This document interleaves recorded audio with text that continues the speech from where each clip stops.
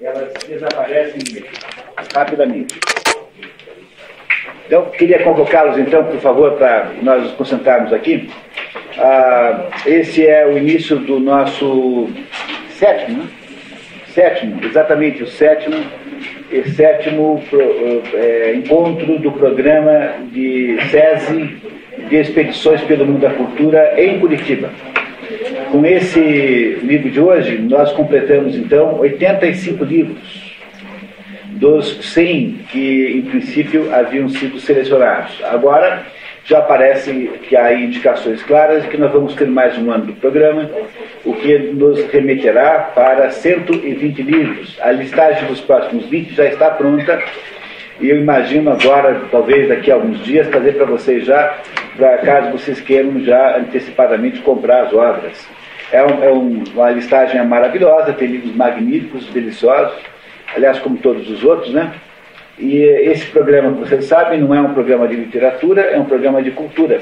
E por cultura, entende-se aqui a grande cultura, fazendo toda a ênfase do mundo em dizer que há diversos níveis de cultura, como em todas as outras coisas. Cultura no sentido mais próprio da palavra. E esse programa, porque não é um programa de literatura, ele não está interessado em aspectos formais da obra literária, está interessado apenas em aspectos de conteúdo da obra literária. O que interessa aqui é que nós saiamos desse esforço tendo aprendido alguma coisa para a nossa vida real concreta. Quer dizer, aumentar a cultura significa aumentar a quantidade, né? Aumentar a cultura significa aumentar a capacidade de entender a estrutura da realidade e entender a própria condição. Isso é cultura. Esse programa existe em 5 cidades no Paraná: Londrina, Paranavaí, Toledo, Ponta Grossa e Curitiba, sendo esse aqui o programa mãe. Nos outros lugares há apenas um encontro por mês, de modo que nenhum outro lugar tem 85 livros já estudados. E ele também existe, independentemente do SESI, na cidade de São Paulo. Ele está no seu 5º ano de existência, o que o transforma no maior programa de cultura de que se tem notícia. Não há nenhum outro programa de cultura que tenha tido tamanha duração e tamanha abrangência. Nós, então, estamos fazendo esse exercício de passar, então, por essas 120 obras, entendê-las e incorporar o seu conteúdo à nossa consciência.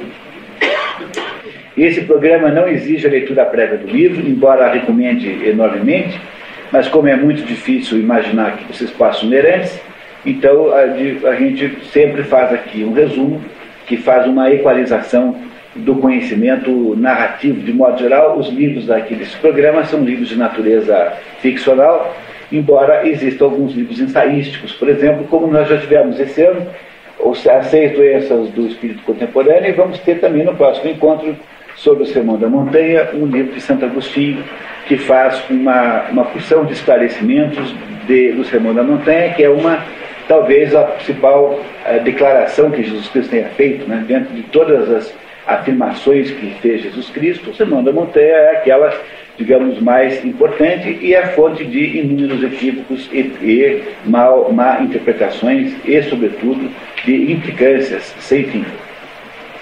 Esse é o assunto do próximo livro. E eu também queria lembrá-los que estes 4 livros, os 3 que encerram hoje a trilogia, mais o Sermão da Montanha, estão de alguma maneira assemelhados, porque eles lidam com aspectos morais do trato da verdade, né? Tanto o Sermão da Montanha, obviamente, que os ultrapassa muito, mas aí digamos, um parentesco mesmo que longínquo entre os 3 últimos livros, incluindo o de hoje, que são o Tartufo, de Mulher, o Pato Selvagem, de Henrik Ibsen, e hoje o nosso livro de Jakob Wassermann, chamado O Processo Mauritius, em alemão, Der Fall Mauritius, o caso Mauritius. Em português, aí traduzido, a única tradução que tem é essa, como o Processo Mauritius, quando melhor seria o caso Mauritius, teria sido melhor como tradução. Bom, mas também não interessa. O que interessa dizer que o nosso autor de hoje é um dos grandes escritores da história da humanidade. Há quem ache que Jakob Wassermann é o maior romancista em língua alemã de todos os tempos. É claro que há competidores muito fortes e muito poderosos, como, por exemplo, Hermann Hesse, como, por exemplo, Thomas Mann, como, por exemplo, até mesmo Goethe escreveu um grande romance, que nós, aliás, já estudamos aqui, que é Os Anos de Aprendizado de Wilhelm Meister. Enfim, é difícil saber quem é o maior de todos os tempos, mas você certamente colocará o Jacob Wassermann aí no primeiro pelotão, digamos, nos 10 maiores. Jacob Wassermann é judeu, e desses judeus que têm no judaísmo, de fato, um problema, não é? Há judeus para quem o judaísmo não é tão complicado, mas para esse era, e viveu não muito, né? Viveu antes do início da Segunda Guerra Mundial, viveu antes do afloramento total do nazismo, embora tenha já sofrido as consequências do nazismo, muito pequenas ainda, e ele afinal morre em 34, né? Não é isso? O Hitler sobe ao poder em 33, quando começa o nazismo, digamos, tecnicamente falando. O Hitler já existia antes, havia feito antes uma tentativa de golpe numa cervejaria em Munique. Não deu certo porque era uma cervejaria, senão acho que tinha dado certo, ninguém levou muito a sério, não é? Mas o Hitler torna-se chanceler, no sentido, para nós brasileiros, chanceler é o nome que se dá aqui para o ministro das Relações Exteriores. Esse é o nome, significado de chanceler no Brasil, é ministro das Relações Exteriores. Para a Alemanha, não. Havia lá, no tempo em que Hitler subiu, ainda estava na República de Weimar. A República de Weimar foi a fórmula política inventada para tornar a Alemanha, né, novamente um país após a derrota da Primeira Guerra Mundial.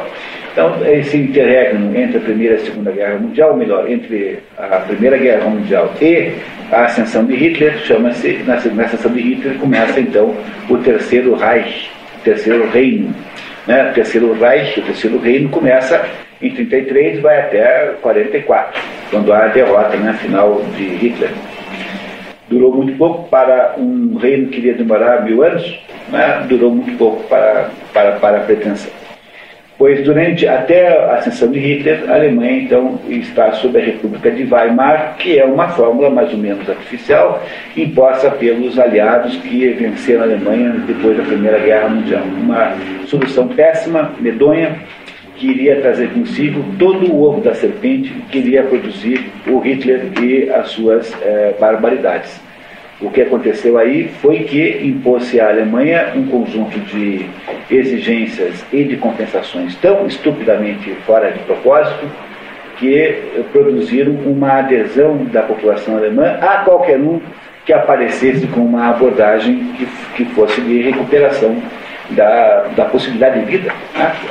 Os alemães apoiaram o nazismo porque a situação em que eles viviam era estúpida. Aliás, o Lord Keynes, que não era um sujeito muito inteligente, mas tinha lá seus bons momentos, escreveu, quando houve o final da Primeira Guerra Mundial, escreveu um livro dizendo que aquele Tratado de Versalhes que fez né, as condições de rendição da Alemanha estava ali dentro a garantia da próxima guerra, no que ele tinha total e completa razão. De fato, fizeram então um conjunto de ações tão draconianas que a Alemanha tornou-se uma economia inflacionadíssima, como a gente não viu que é aqui, porque nós tivemos aqui uma inflação muito alta, mas como aqui havia a correção monetária, havia instrumentos de convívio com ela, então nós não sentimos nem de longe o que era a situação alemã em que o sujeito vendia um piano de manhã para comprar um pão desse tamanho de noite, com o dinheiro que ele tinha obtido com a venda do piano. Era essa mais ou menos a situação que havia lá. Havia o Brecht, por exemplo, esse sujeito, que era uma espécie de espertalhão. O Brecht dizia que comia de graça porque ele entrava nos restaurantes com notas tão grandes que era impossível fisicamente dar troco aquelas notas. Então era um sujeito que vivia, não tinha como cobrá-lo na prática e coisas assim do gênero. Esse clima extraordinário que deu origem à Segunda Guerra Mundial é um clima é uma situação que nós não sabemos muito bem como foi, e ninguém aqui é capaz de entender isso, a não ser se houvesse aqui alguém que tivesse participado disso, coisa muito improvável, porque essa pessoa teria aí quase 100 anos, né? Teria que ter muito mais de 100 anos, porque teria que estar já adulta em 1915, 16, 17, 18, né? E é muito difícil explicar isso, tanto é que o Eric Föging, que é um dos maiores cientistas políticos do século XX, ele diz assim, olha, quando você quer entender o que aconteceu na Europa preparando a Segunda Guerra Mundial, você não vai ler historiador. Você leia esses grandes romancistas alemães de língua alemã, que são alemães ou austríacos, um dos dois, basicamente. Põe aí também Kafka, embora Kafka seja tcheco, e Kafka é, de alguma maneira, muito particular, assim. Mas você pega esses grandes romancistas como Thomas Mann, como Hermann Broch, como Heinrich von Döderer, como Alfred Döblin, todos nomes que vocês não estão acostumados a ouvir, por causa da nossa falta de cultura aqui. Todo mundo conhece o Alfred Döblin por causa do livro, depois filme, Berlim, Alexanderplatz, que é mais ou menos uma prévia do Ulisses, do James Joyce. Embora o Döblin não tenha ficado tão famoso quanto foi o James Joyce. Diz novamente o nome desse escritor? Alfred Döblin. Alfred Döblin. Esse é um sujeito genial, um escritor de primeiríssima qualidade. Depois houve um filme, não sei quem foi que fez, desses cineastas alemães modernos, chamado Berlim Alexanderplatz, que é a filmagem da história que ele conta. Aí você tem também o Heinrich von Döderer, que escreveu um livro famosíssimo chamado Os Demônios. Esse é austríaco. E o Robert Musil, que é austríaco também, escreveu Um Homem Sem Qualidades, outro livro maravilhoso. A somatória desses livros é que explica, de fato, o que aconteceu no mundo no início do século XX na Europa. É muito difícil entender o que aconteceu lá sem essa referência literária. Por mais que pareça estranho dizer a vocês, não houve ainda competência de historiografia à altura do que esses livros representam. Entre esses grandes escritores está o Jakob Wassermann. Jakob Wassermann é alemão, ele irá mais tarde mudar para a Áustria, portanto ele fica entre os dois países. É preciso que vocês compreendam que a Alemanha e a Áustria não tem muita diferença, no fundo é a mesma sociedade. Tanto é que quando há o Anschluss, que é a unificação que o Hitler faz da Alemanha e da Áustria, não há muita resistência, porque de certa maneira os austríacos e os alemães são o mesmo povo. A diferença fundamental é que a Áustria é um país católico, como também é a Bavária. A Bavária também é católica. Enquanto que os prussianos, os alemães do norte, são majoritariamente protestantes.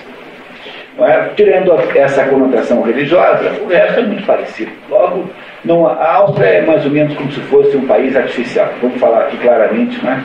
Ela tem todas as características de um país que não teria sentido ser um país, deveria ser um pedaço da Alemanha.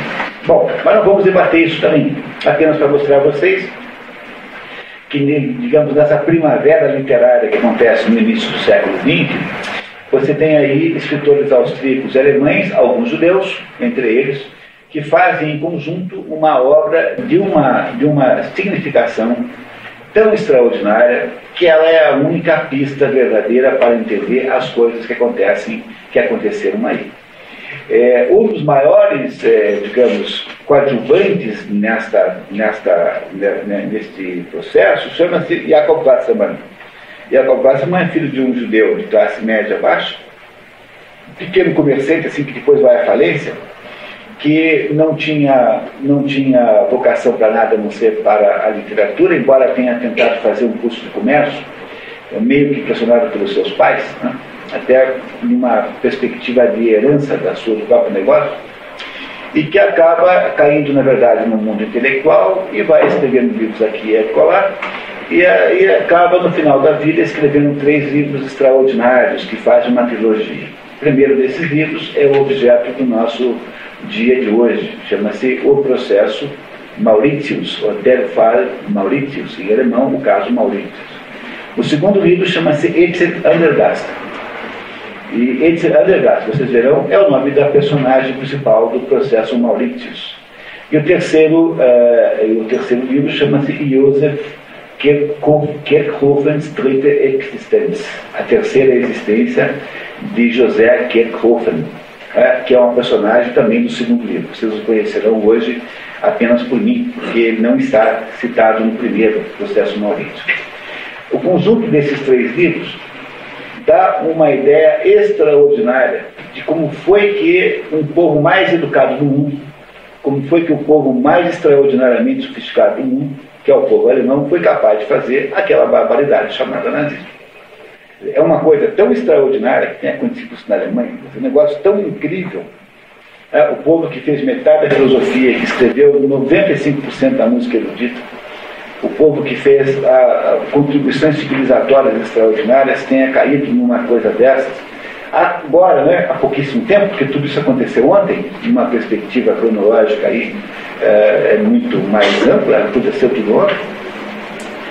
Só se compreende isso com enormes contribuições não especulativas, não científicas, mas tentando entender o conjunto de coisas que aconteceu, e ninguém explica melhor isso do que o Jacob Wassermann. Só que é preciso ler os três livros, pelo menos os dois primeiros. O terceiro é muito difícil, porque nós não temos uma tradução em português da terceira existência de José Kerkhofen.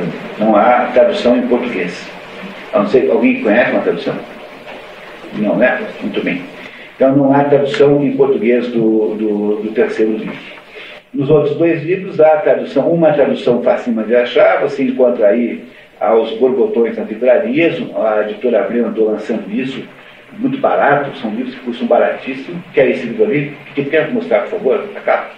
Esse livro aqui é comum. No outro dia, na estante virtual, eu contei, tinha 600 desse aqui. Custa R$4 cada livro desse, tem aos montes aqui.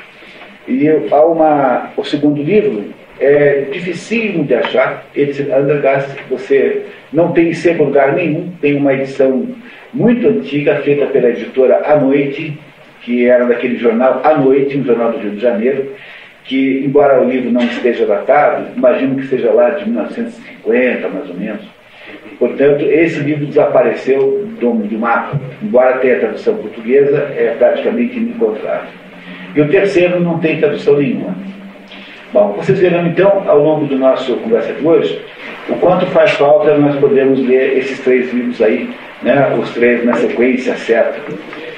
Não tem importância porque nós estamos perseguindo um determinado ponto aqui, que ficará claro já aí no processo Mauritius. Mas é uma pena que nós não tenhamos a chance não temos a chance de encontrar essas outras contribuições. Será que a gente pode começar? Vocês topam? A nossa metodologia aqui consiste numa leitura. A nossa leitura oficial é a clara. Aqui, tá? E a gente vocês vão interrompendo quando precisarem saber, eu interrompo para explicar melhor. Ok? Vamos lá? Muito bem, resumo da narrativa. Jacob Wassermann pertence ao notável grupo de escritores de língua alemã que transformaram o romance europeu do início do século XX. Entre eles encontram-se Franz Kafka, que era tcheco, mas só escreveu em alemão, não escreveu uma linha em tcheco. Robert Musil, que é austríaco, o homem sem qualidades, né? Heimito von Döderer, que é austríaco, escreveu Os Demônios. Alfred Döblin escreveu Berlim, Alexanderplatz. E Hermann Broch. Hermann Broch nós já tivemos aqui no curso com o livro A Morte de Virgílio, um livro magnífico, o maior livro de Hermann Broch. Também há no Brasil duas traduções aos Sonâmbulos. São dois livros de contos maravilhosos, magníficos, imperdíveis. Os Sonâmbulos e o outro, já vou lembrar o nome. Com inovações estilísticas e um olhar agudo sobre a crise europeia do entre guerras, estes autores estabeleceram as bases do romance contemporâneo. Erich Wögling dizia que quem quisesse entender a Europa entre as duas guerras não deveria procurar analistas políticos e historiadores, mas a obra desses escritores. Quer dizer, o maior cientista político do século XX está dizendo para você ler o Wassermann para entender a Alemanha que deu origem aos distúrbios todos associados aí ao nazismo. Jacob Wassermann é um grande escritor. Olavo de Carvalho diz dentro da classe de um Dostoiévski do século XX. No entanto, por razões obscuras, Wassermann não tem a notoriedade a que faz jus. É difícil achar alguém que conheça Jacob Wassermann. O ponto máximo da obra de Wassermann é a trilogia O Processo Mauritius, Etc. Andergast, e a terceira existência de José Kierkegaard. Deste último não há nem mesmo tradução no Brasil. A trilogia é a mais aguda análise literária da Alemanha entre as duas guerras e a melhor interpretação do pensamento que produziria o engajamento da juventude alemã no hitlerismo. As três obras são densas, complexas e estilisticamente impecáveis. Seu excesso de veemência talvez seja a causa de seu baixo trânsito junto ao homem moderno. A história passa-se sobretudo em Frankfurt e Berlim, e estamos por volta do ano de 24. A Alemanha perde a guerra em 17, né? Não é isso? Né? 17 é o fim da Primeira Guerra Mundial, instala-se a República de Weimar. E dentro da República de Weimar, por razões econômicas, sociais, políticas, etc., vai havendo uma espécie de gestação do ovo da serpente. A serpente, então, que aflorará do ovo em 33, com a tomada de poder por Hitler. Hitler, então, levará a Alemanha para o abismo em 6 anos. Não é? Conduzirá a Alemanha para o abismo dali a 6 anos. Não é isso? Pois não, dona Ingrid? República de Weimar é o nome que se dá ao sistema político alemão imposto pelos vencedores da Primeira Guerra Mundial, não é? Em que a Alemanha teve a capital em Weimar. Weimar é uma cidade importante porque o Goethe andou sendo importante lá em Weimar, uma cidade histórica muito importante, e foi a capital da Alemanha entre essas duas guerras. Né? Depois, acho que até antes, foi o Hitler que voltou para Berlim. O Hitler é que devolveu a Alemanha, a capital, para Berlim. Mas não tinha o fato de ter sido também pela construção de Weimar, em 19? Também, pela mesma razão. Tá? Mais uma pergunta que eu tenho que resolver. Eu estudei literatura humana e foi mesmo dito pela professora que Schiller e Goethe, na verdade, estão ao mesmo patamar. Schiller e Goethe? Schiller e Goethe. Só que Goethe era vivo. Que o Goethe queria se suicidar. Isso que fez o mal que aquele Werther lá, que na Alemanha. E o Schiller foi o que levantou o Goethe. Não, você tem capacidade, vai para isso é verdade. Não, isso já não sei. É verdade o que eu... O senhor não acha, que concorda comigo, na nona sinfonia do Beethoven, de quem são os versos da ordem? São de Schiller. Mas veja, daí eu não sei se o assunto é grande, né? Mas o Schiller é quem disse para Goethe que ele tinha que parar de frescura e lançar de uma vez o Fausto, porque ele demorou 70 anos para fazer os dois Faustos. Os dois Faustos já foram analisados aqui nesse programa. Agora, como artista, diz o outro mais daqui a pouco que o maior de todos os dramaturgos alemães de todos os tempos chama-se Heinrich von Kleist. Heinrich von Kleist, que escreveu A Marquesa d'O, que escreveu Michael Kohlhaas, que é a sua grande obra, né? A maior obra de Kleist é Michael Kohlhaas. Aliás, eu botei aqui na lista, acho que se vocês têm a lista antiga, está lá Michael Kohlhaas, mas o problema é que é impossível achar a tradução. Então tive que tirar porque não dava para ninguém comprar. Mas, voltando ao assunto Goethe e Schiller, né, o Goethe só escreveu 2 grandes peças de teatro, porque as outras são mais medianas, que é o Fausto. O Fausto é tão grande, que ele mais ou menos obscurece todos os outros. Né?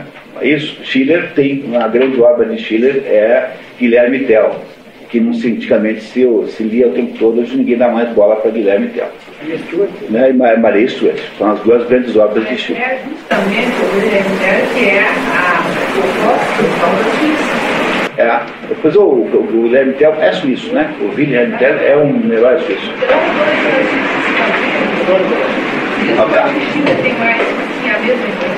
Bom, isso é muito difícil de dizer. Diria assim que o peso específico maior é de Goethe, por causa do Fausto. Aí você tem, obviamente, gênios, né? A gente maravilhosa. Nós podíamos fazer esse curso aqui nos próximos 50 anos, sem nenhuma espécie de monotonia, porque é tanta coisa para ler, né? É tanta coisa para ler que sempre terá alguma coisa que a gente pode ler na semana que vem.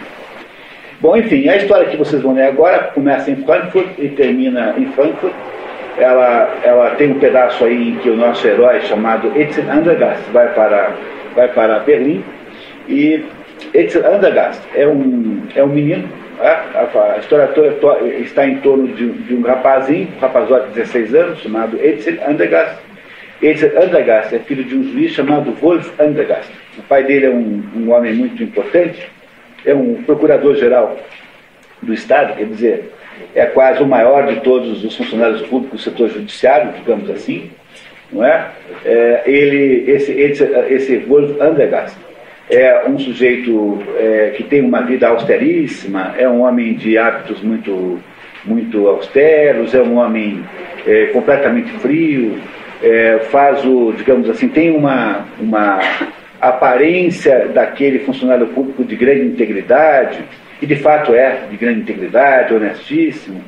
Este homem, não é? Esse homem havia, quando começou a sua carreira, quando ainda era juiz substituto e não era ainda procurador-geral, ou seja, 16 anos antes, ou 18 anos antes da história, ele havia começado a sua carreira sendo juiz num caso rumorosíssimo, em que um determinado Leonardo Mauritius acabou sendo condenado à morte e em seguida teve a sua pena comutada para a prisão perpétua.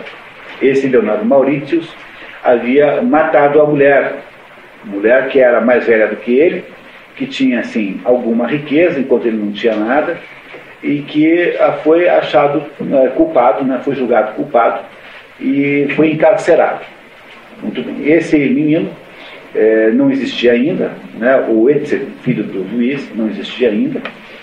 O juiz fica muito importante, o juiz substituto fica notório com essa história, com esse julgamento importantíssimo, e casa-se mais ou menos nessa época em que está dando julgamento. Ele conhece uma mulher chamada Sofia, que passará a ser depois sua mulher, Sofia Andergast, e tem com essa mulher um filho chamado Etzel Andergast, o único filho que o casal tem. Esse juiz vai mais ou menos crescendo na carreira judiciária, até que, aí mais ou menos quando o menino tem 4, 5 anos, o juiz descobre que a mulher dele, Sofia, tinha um amante. E um amante assim, constante, frequente. E ele então, para não ter nenhum escândalo, ele faz um acordo, usando todo o peso que ele tinha como, digamos, jurista, podendo criar, portanto, os meios jurídicos para tanto, ele faz um acordo pelo qual a mãe, Sofia Andergast, desaparece, vai morar na Suíça, some de vista e abdica de qualquer espécie de poder maternal sobre o menino. Ou seja, ela vai embora, fez o amante assinar um documento e que era um falso testemunho, na verdade, por causa disso o sujeito depois, que é uma crise, se suicida. E aí, quando a gente começa a estudar essa história, o juiz Andergast, que agora é procurador-geral, portanto está no mais alto momento da sua carreira, ele vive numa casa com um filho que tem 16 anos, o Etzel. Né? O Etzel nasceu 2 anos depois dos acontecimentos ligados ao caso Mauritius, não é? E tem lá uma espécie de governanta, uma empregada, um pouco mais do que empregada, chamada Arlie, que cuida do menino e do Etzel Andergast. Esse Etzel Andergast tem uma vida, portanto, completamente metódica. Ele tem uma vida cheia de regramentos. Ele sai de manhã, vai para o tribunal, trabalha o dia inteiro lá, volta para casa à noite. Todos os dias à noite ele conversa 2 horas com o filho. O filho vai para a escola, um adolescente de 16 anos. Olha que ele vai para a escola, mas ele não é... Essa conversa à noite não é uma conversa, digamos assim, amistosa. É uma conversa assim do tipo: o que é que você fez hoje, meu filho? Ah, hoje eu estudei história. O que você estudou lá? É uma conversa assim, digamos, mais ou menos formal, mesmo entre pai e filho, mesmo, porque o barão, que é o Andergast é barão, né, o Wolf Andergast é barão, tem uma atitude muito cuidadosa, com muita distância. Isso não é uma coisa incomum na Alemanha. O pessoal que vem aqui para Curitiba de fora e acha que os curitibanos são frios, eles não sabem como é que é morar na Alemanha, como é que é morar nos países de verdade frios. em que as pessoas de verdade não têm absolutamente nenhuma relação pessoal. Nenhuma. Ninguém quer saber da sua vida. Não era exatamente assim. Ele era simpático, na loja, em casa ele cobrava da gente, e era aquela conversa. Eu dei a ordem, você cumpre, o que você fez hoje, o que você promete, o que você promete, não promete, esse tipo de conversa. É isso. Não tinha muito diálogo amistoso. Pois isso é assim, é o Edsel com o pai dele, igual a mesma coisa. E é essa situação que nós vamos encontrar logo no início da história. A história começa com a empregada recebendo uma carta que ela supõe, quando a empregada começou a trabalhar lá, a Sofia Andergast, que é a ex-mulher do barão, já tinha ido embora. Ela não conhece a Sofia. Mas de vez em quando vem uma carta da ex-mulher para o barão, então ela supõe, a empregada supõe que aquela carta venha da mãe do Edsel. Como a empregada de alguma maneira assumiu o Edsel como filho, porque ele é um moleque, né? Ela é uma senhora sem filhos, e ela fica o dia inteiro com aquele moleque em casa, de alguma maneira ela faz-se de mãe do Edsel. E aí começa com a empregada dizendo para o Edsel que havia chegado uma carta da mãe dela e da mãe dele da Suíça. Não é? Nesse envelope, por onde vem a carta da mãe do Edsel, não vem nenhum endereço, de modo que o Edsel não tem nenhum contato com a mãe. Ele não sabe se a mãe, como a mãe é, porque ele era muito pequeno quando a mãe foi embora, ele não sabe onde ela mora e nunca escreveu para ela. Essa é a situação que nós vamos encontrar aí no início da história. Ok? Vamos lá então? Então, filha, essa fotografia aí, esse desenho é do Jacob Wassermann. Essa pessoa aí, desenhada, é o próprio Jacob Wassermann. Primeira parte, o valor da vida. Antes mesmo do aparecimento do homem de gorro marítimo, era visível que o jovem Edsel se agitava com altos pressentimentos. Ele custou ver daquela carta selada da Suíça, que, voltando do colégio, vira sobre o operador no vestíbulo. Apanhara e fixara atentamente com seus olhos míopes. Há uma informação que você não tem a menor ideia do que há um homem de gorro de marítimo que tem perseguido o Edsel, quer dizer, tem frequentemente notado um homem em sua idade que usa um gorro de marítimo, ou seja, de marinheiro, que persegue a ele, Edsel, na rua. Tá? Ok? A letra o impressionara como uma coisa esquecida que não se consegue mais situar. Quanto mistério uma casa fechada. Aquela trazia, em letra redonda e rápida, que parecia cumprir maravilhosamente, o endereço do barão Wolf de Andergast. Ri, que poderá conter essa carta? Ri é empregada, né? Tá, empregada. Indagou, dirigindo-se à governanta que saía da cozinha. Chamava, desde os primeiros anos, de Madame Ri ou Ri, simplesmente. Havia 9 anos e meio que o barão de Andergast, pai de Edsel Andergast, se divorciara da mulher, que desde então mudara-se para a Suíça, sem direito de ver ou escrever ao filho. Desse modo, aos 16 anos, o rapaz nada sabia da mãe. A mãe chama-se Sofia Andergast, a mãe, Sofia. O espírito reinante na casa sufocara nele qualquer curiosidade a respeito. A única coisa que lhe haviam dito, incidentemente, e fazia já há muito tempo, como se tratasse de pessoa estranha e indiferente, era que ela vivia em Genebra e que, por razões que saberia quando fosse homem, não podia vir visitá-la. Edsel interroga a empregada sobre a frequência das casas de sua mãe, Sofia Andergast. Ela dá informações vagas. Com a mudança da mãe para a Suíça, Ri havia assumido o rapaz como seu próprio filho. Este erro constituía a sua felicidade. Esse escritor aí, pessoal, um escritor de primeiríssima qualidade, viu? O escritor é extraordinário. Um dos melhores escritores que eu já vi, que eu já conheci. É primeira qualidade, esse Jacob Wassermann. Muito, muito bom. Continuamos. A residência Andergast era austera e funcionava sob a coação moral que o barão Andergast, um importante procurador, exercia sobre todos. As relações pessoais na casa de Andergast eram estritamente formais, logo distantes. Cedo, Edsel familiarizara com essa noção de distância, embora sua natureza, inversa do pai, o levasse a se aproximar dos outros, tendência, aliás, que a sua miopia parecia acentuar exteriormente. Esse é um dado importante da história. O Edsel Andergast é míope, mas míope grave, assim. É uma coisa importante, depois verão por quê. É importante que esse dado não seja desconsiderado por vocês na hora da análise. Edsel Andergast tinha um melhor amigo, Roberto Tillemann, um espírito agitado de opiniões radicais.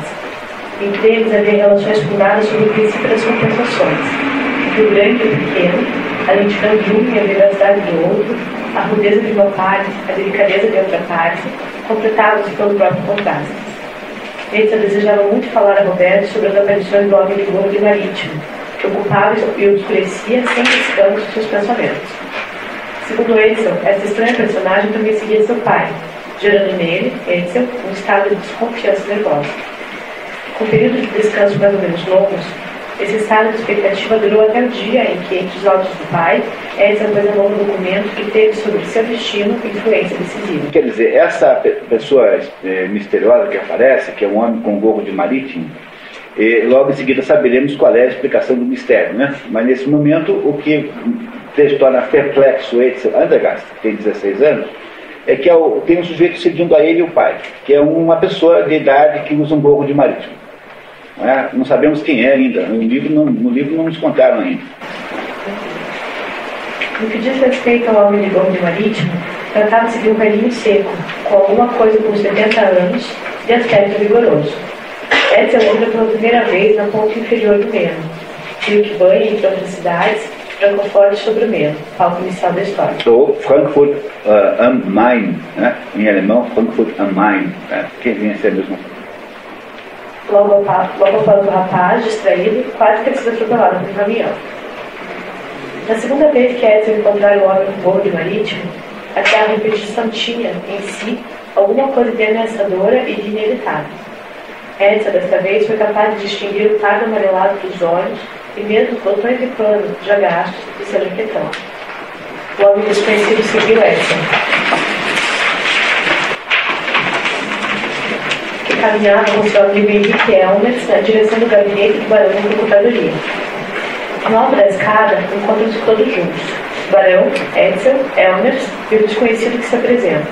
Eu me chamo Maurício. Pronto, aí é o mistério do Maurício para Edson Andergast, embora continue, porque ele não tem a menor ideia de que seja Maurício. Agora o pai dele sabe quem é. O Maurício, esse Maurício aí está associado ao tal do episódio, né, do tal do processo que fez a fortuna, não, que fez a carreira, em torno do qual foi feita a carreira de Wolf Andergast, né, do procurador. O barão apressa o passo e segue seu caminho. Os modos de traje do homem de gorro marítimo, embora à primeira vista fossem comuns, tinham, no entanto, alguma coisa de fantasmal, quando mais não fosse pelo olhar inquiridor com que examinou o rapaz desde o primeiro encontro, pela obstinação com que o seguiu passo a passo, tentando deixá-lo atrás e fixando a passagem, depois pela rapidez da sua desaparição, tão súbita quanto o seu aparecimento. Tudo isso não durou mais de 1 minuto e meio, mas Edson tem agora a certeza de que seu pai, também ele, conhece o homem de gorro marítimo e não foi naquela escada que o viu a primeira vez. Adivinha tudo pela expressão do pai, pelo sinal do mau humor, pelo movimento das costas e pela maneira como desce agora a escada, degrau por degrau, enquanto Maurício, ainda de pé, com os aparelhos, tem os olhos fixos na penumbra da escada. Há um mistério que o menino não conhece, né, e que o pai também sabe do que se trata, associado a esse Maurício, que é o velho com o gorro de marítimo, que apareceu aí. Edson acertaram. Aqui está errado, é o, né? O barão Andergast. Tá errado mesmo. Edson acertaram. O barão Andergast vira muitas vezes o velho surgir em sua frente com a calma plácida e persistência de um homem a respeito. Bem no momento que eu estava dizendo assim, puxa, como não tem erro nenhum dessa vez, bem na hora que eu pensei isso, funciona a Lady Murphy e aparece. Eu devia ter ficado quieto, né? Pelo menos, não pensado nisso. Tá, muito bem. Em todas as outras vezes, o barão Andergast havia evitado o contato. Como procurador ia todos os dias para casa a pé, vários encontros nas ruas haviam ocorrido. A cidade aí tem mais ou menos 200 mil habitantes, por aí, essa cidade. Segundo informações do próprio livro, para imaginar que Frankfurt, em 1924, tivesse 200 mil habitantes. Parece razoável. Talvez fosse um louco, um desses numerosos demandistas, muito conhecido da justiça e da polícia, que trazem sempre consigo um requerimento não deferido, tentando com isso impressionar as autoridades. No entanto, daquela vez, no alto das escadarias, o encontro havia tido uma natureza assintosa. No dia seguinte, o requerimento apresentado à Procuradoria explicaria ao magistrado a atitude audaciosa do desconhecido. No espírito de Edsel, a aparição do homem de gorro marítimo, em particular seu encontro imprevisto com o pai na escada, permanecia indissoluvelmente ligada à imagem da carta selada da Suíça, cuja letra lhe falava uma linguagem familiar. Na verdade, não há nenhuma ligação entre essas duas coisas, mas para o menino que não sabe nem onde anda a mãe, que tem com relação à mãe os maiores mistérios, acha que esses dois mistérios estão associados, né? E vê uma ligação possível entre essas duas coisas. Não há, de fato, nenhuma ligação, mas o Edsel, de alguma maneira, pensa que sim. No dia seguinte, Edsel Andergast, no lugar de ir ao liceu, pega um trem para os segundos. Desce em Oberhussel e toma o caminho das ruínas de Salzburg. Caminhava, tendo aparentemente ar sonhador. Aparentemente, sim, porque nada temos a ver com o sonhador. E esse é um fato que precisamos estabelecer antes de mais nada. Edsel sabia o que fazia, discernia as coisas perfeitamente, não se deixava enganar e sabia exatamente onde tinha o nariz. A prova disso é que a 1h15 apresentou-se para o almoço, pontual como sempre e tendo antes mudado de roupa. Desvendar um problema, e isso com o auxílio exclusivo de sua inteligência, não se enganar sobre si mesmo, perceber de relance a causa e as consequências, poder concluir. Tal era a sua ambição e nisso se exercitava a cada oportunidade. O que o autor está nos contando é que Edsel Andergast não é um menino romântico, assim, um menino que tem uma atitude emocional só por assim, que é um menino digamos, movimentado apenas pelas suas emoções. Está dizendo que Edsel tinha uma atitude racional permanente com relação às coisas. Olha, pessoal, como isso é interessante isso, tá? Não é isso? Porque explicar uma coisa como a juventude hitlerista não se explica apenas pelos critérios emocionais. Não é possível explicar apenas por isso. Mas não vem nem estou dizendo que o Edsel fundou a juventude hitlerista, tá? Não estou dizendo isso. Mas estou dizendo que aqui o autor faz questão de nos dizer que o Edsel, em Edsel Andergast, há alguma racionalidade, há alguma ligação com o raciocínio. Não é apenas um jovem romântico de que nós estamos falando aqui. Barão Andergast, excessivamente absorvido pelo trabalho da sua profissão, não tinha vida social e não gostava de aparecer em público. Não tinha a menor necessidade de estar com os outros. Uma vez por mês ia ver sua mãe, a generala. Generala porque havia sido casada com o general. Não que ela fosse general, entendeu? Então, tanto na Alemanha quanto na Rússia, a mulher do militar também é chamada pela patente do militar, generala, coronela, tal. Não que ela tenha sido general, não foi, mas ela é casada com... Na sua casa de campo em Eschenheim. Sabemos, portanto, que o pai do Wolf Andergast era general, portanto, né? O general dá origem a um jurista de alto calibre, né? A um funcionário público do judiciário de alto calibre. Pois não? Não é isso, inclusive, se eu fosse professora, eu seria a Frau Professor Tetal.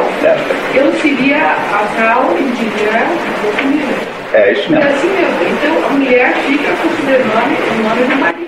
E com o título também. A Frau, Dr. Pastor, etc. É isso mesmo. O nome dela é metido completamente. Muito bem, confirmado, portanto. É um hábito dele. Muito bem. Continuamos. Mas o barão passava 2 horas por dia, à noite, com Edsel. Compromisso que entrava no plano de sua vida do mesmo modo como o estudo dos autos. Eu não sei se isso é um pouco de ironia do autor, quer dizer, eu não falhava a reunião de 2 horas. Aí o autor querendo deixar ambíguo se isso é porque o barão achava que era importante para a educação do menino, ou porque era apenas uma obrigação que ele cumpria mecanicamente como todas as outras, como um homem que era absolutamente disciplinado.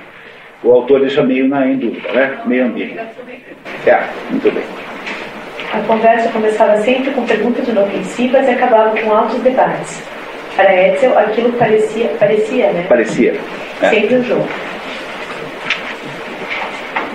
No seu ardor juvenil e ingênuo, chegava sempre às opiniões extremas que só se pode sustentar com paradoxos, e lançava-se nelas com uma louca temeridade, enquanto seu adversário, conhecedor de 1000 golpes, abundava em lamentações jesuíticas. Quem é esse? O conhecedor de 1000 golpes é o Wolf Andergast, é o velho, né? Não é? Jesuíticas, porque há sempre uma conotação ligada à palavra jesuítico de ser uma conotação negativa. Os jesuítas estão sendo muito mal vistos comunidade internacional, sempre foram vistos como, há uma tese de que são eles que dirigem a igreja, por exemplo, que há um Papa, chamado Papa Negro, que é o verdadeiro Papa, que é o superior dos jesuítas. Entre as suspeitas sobre os jesuítas está, por incrível que pareça, a de que foram eles os afundadores do Titanic. Tá? Você tem uma ideia de como isso é uma coisa terrível, né? Do Titânico, né? Do Titânico, né? Continuamos. Você não é apenas batalhador, dizia o barão Andergast, olhando seu relógio de ouro, mas abusa das fitas e rodeios com os quais é preciso tomar cuidado. Então Edsel olhava boquiaberto, o ar surpreso e desconfiado, porque seguramente não era aquele elogio que julgava bem merecido. Todas as noites, às 9h30, quando Edsel deixava o escritório do seu pai, sentia-se despedido como depois de uma repreensão do diretor do liceu. Aquela conversa gerava no menino a sensação de que ele acabou de levar uma bronca. Todos os dias tomava uma bronca do pai, quando na verdade era para ser uma conversa, né? Então ele saía de lá sempre meio desmoralizado, assim, achando que a conversa foi só para implicar com ele, né? Edsel e o barão mantinham controlada a distância um do outro, alimentada pelo fato de o rapaz ver como uma torre inacessível, sem portas nem janelas, que se ergue bem alto, poderosa, e que da base ao topo guarda inúmeros segredos. Deve ser uma coisa comum entre pais e filhos, uma coisa dessa. É mesmo aqui, deve ser uma coisa comum. Eu sou assim. Não, isso é assim de fazer. É porque ela está falando assim, porque ela está aqui do meu lado, não deve ter. Eu poderia dar uma parte, eles são mais acessíveis na Bavária e na Áustria. Na Alemanha do Norte são mais duros. São mais duros, isso. Havia muito tempo que Edsel conhecia sua fama de severidade, de implacabilidade, de inflexibilidade de princípios. Não chamava seu pai de Andergast o sanguinário? Injustamente, por certo, porque se deixara penetrar até o âmago pela consciência da nobreza superior do seu dever e do seu mistério. Tá. Vocês estão entendendo a história, pessoal? Esse sujeito não conta bem a história? É muito bem contada essa história, é uma maravilha, uma beleza. Tá. Muito bem. Então temos aí mais ou menos um segredo, um mistério. Quem é Mauritius? Temos uma mãe desaparecida, temos um homem muito rígido, muito duro, muito implacável, que tem também a rigidez de convocar o filho para reuniões diárias de 2 horas, o que não é nada pouco, é muito, é isso. Das 7h30 às 9h30, todo dia os dois conversam, porém mantendo uma certa distância, que promovida por a natureza do pai, uma natureza inacessível. Assim. Vamos em frente, filho. Um advogado amigo do barão vira Edsel na véspera na estação de Oberússia e havia comentado com o procurador o fato inusitado do rapaz andar por ali sozinho na hora da escola. O barão Andergast sabia, portanto, das aventuras do filho, mas a conversa daquela noite versava sobre o assunto da noite anterior, quando Edsel ousara pôr em dúvida a legitimidade de um julgamento no processo político. A audácia espantosa, verdadeira ruptura do cerimonial consagrado. Você não acha que um menino de 16 anos entrar no mérito de um julgamento político? Não é? Quer dizer, o barão ficou meio escandalizado com a audácia do menino. 16 anos, você não sabe quase nada da vida. Não é? É muito difícil achar alguém com 16 anos que seja maduro. Talvez uma menina ou outra, mas mesmo assim é difícil. É muito difícil achar alguém. Às vezes achar alguém com 50 já está ficando muito difícil. De achar alguém com 50 maduro, imagine com 16. Né? Não é? Então é difícil de você encontrar alguém. Então um menino de 16 anos que tem opiniões muito fortes sobre assuntos que estão muito, muito além da sua compreensão, parece um pouco exagerado, né? Parece um pouco fora de propósito. Mas eu acho que foi consequência do próprio pai dele. O pai era tão rígido, mostrava tanto que eu sou superior e você não é nada, que o menino teve que levar. Pode ser, talvez seja um pouco isso, mas os meninos de hoje acham que têm opiniões com 16 anos, porque foram ensinados pela escolinha Avalita que tem hoje, de que ser um bom aluno é ter pensamento crítico. Então, o sujeito acha que ele vale pela quantidade de perguntas e contestações cretinas que eles fazem aos seus professores. Mesmo que ele não tenha a menor ideia do que estão falando, basta contestar, vale contestar não é, por contestar, porque foram ensinados que o aluno exemplar é aquele que tem pensamento crítico. E isso é um dos defeitos do ensino contemporâneo, que criou esses monstrinhos aí, entendeu? Que são, obviamente, que são monstrinhos amorosos, né? Não, né? Mas que são, às vezes, muito chatos. Então, tá? Continuamos. Vamos. Como o caso havia ganhado as ruas, o barão lamentou-se. Coisa deplorável, dizia ele, que um caso de justiça se transformasse em palestra leviana de rua. Jogo perigoso, aquela contaminação da justiça pelo sentimento, que redundava em subordinar o absoluto ao relativo. O direito, continuava, é uma ideia, não uma questão de coração. O direito não é um compromisso arbitrariamente estabelecido entre as partes, mas uma instituição sagrada e eterna, verdadeira e de valor intangível desde que existem juízes que condenam os culpados e códigos que classificam os delitos punitivos. Isso em alemão chama-se Recht ist Recht. Certo é certo. Está certo, errado está errado. Quer dizer, o barão que tem uma visão absolutista do direito, porque o direito é absoluto e não relativo, ele não é para ser contaminado com questões de natureza sentimental. De certo modo ele tem razão mesmo, porque basta você botar sentimentalismo no negócio que já não tem mais direito nenhum. Então quando há, por exemplo, um assassinato muito chocante, no dia seguinte todos os apresentadores de televisão vão dizer assim: como é que um advogado vai ter coragem de defender esse monstro? Se não tiver defesa do maior monstro que seja, acabou o direito, não tem mais direito nenhum. Alguém tem que ir lá defender, mesmo que o sujeito não seja muito feliz de fazer isso. A existência da justiça pressupõe o contraditório. Não é possível, portanto, você linchar as pessoas pela opinião dos apresentadores de televisão. Não se deve fazer assim. Por isso aqui a justiça tem a obrigação de ser cuidadosa, ponderada, deixar as coisas esfriarem.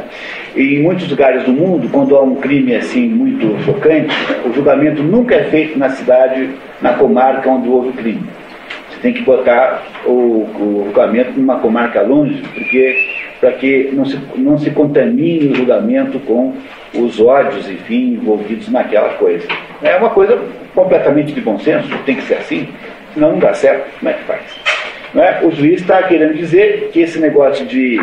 E aqui nasce uma contradição muito interessante, que é bom vocês prestarem atenção. Embora o menino tem um discurso de que ele é um sujeito racional e está olhando para as coisas do ponto de vista objetivo. No entanto, todas as vezes que ele é criticado, critica-se nele o fato de que ele está demasiadamente envolvido emocionalmente com o problema.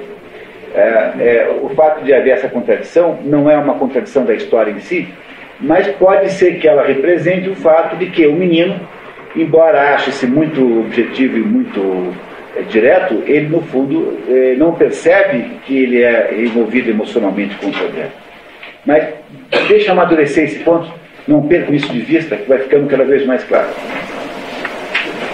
Quando Edson está deixando o gabinete, como sempre, às 9h30, Edson vira-se e pergunta: quem é esse Maurício, meu pai? Antes disso, interrogar a Rita sem sucesso.